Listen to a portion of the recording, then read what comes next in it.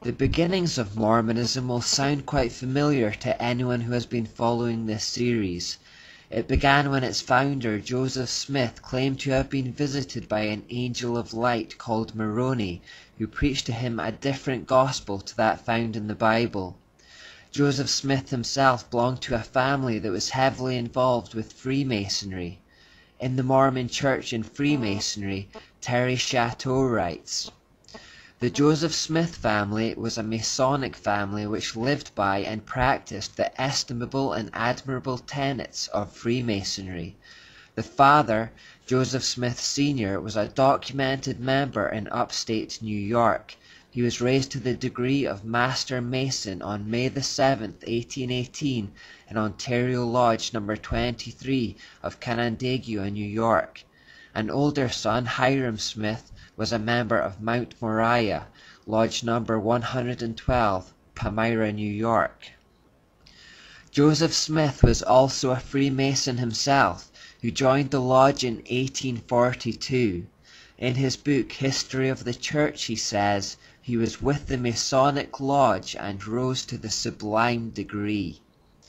As a result of these connections, Joseph Smith borrowed heavily, you could actually say plagiarized from Freemasonry in the formation of his own religion, and the two therefore share extensive commonalities in terms of symbols, signs, handshakes, vocabulary, and clothing such as aprons and robes.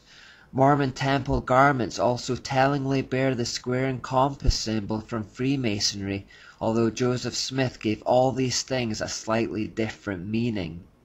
I'm not going to go into too much depth on Mormonism, but we only need to have a quick look around the home and centerpiece of the religion, Temple Square in Utah, which was designed to be an equivalent to the temple in Jerusalem, to see the same old Babylonian symbols.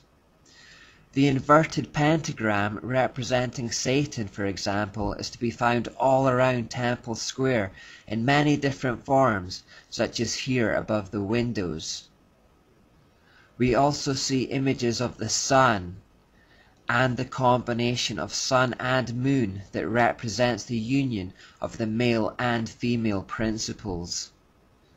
Above the door we also find the all-seeing eye peeking out from behind a veil and surrounded by a sunburst. The veil could well represent the initiation of going through the veil towards the light, or the fact that the true nature of the cult is veiled to the uninitiated.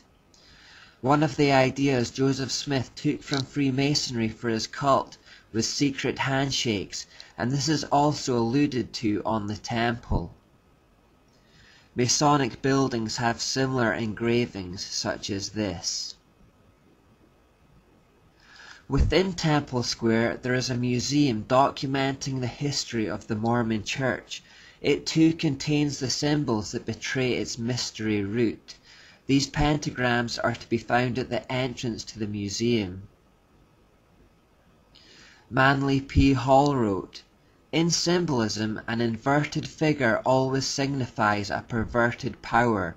The average person does not even suspect the occult properties of emblematic pentacles." You'll also find this sun god symbol at the same entrance, just right of the pentagrams. And now finally, here are some more of those inverted pentagrams in the kids' corner. Mormons are similar to Catholics in that many Christians are not sure what to make of them. They seem to be clean living, well-meaning, and use many of the same words as us, so there could be an attitude that they're basically on the same team with just one or two unorthodox ideas.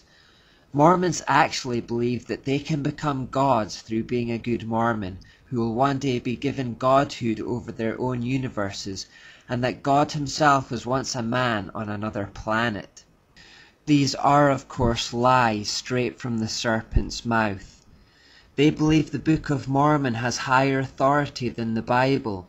They believe that there are many gods, that there is a mother god, that God has a goddess wife, that there is no salvation outside of the Mormon Church or without acknowledging Joseph Smith as a prophet, And they also state that Jesus' sacrifice on the cross was not enough by itself, and that we need to do good works as well, which is always a mark of a false religion.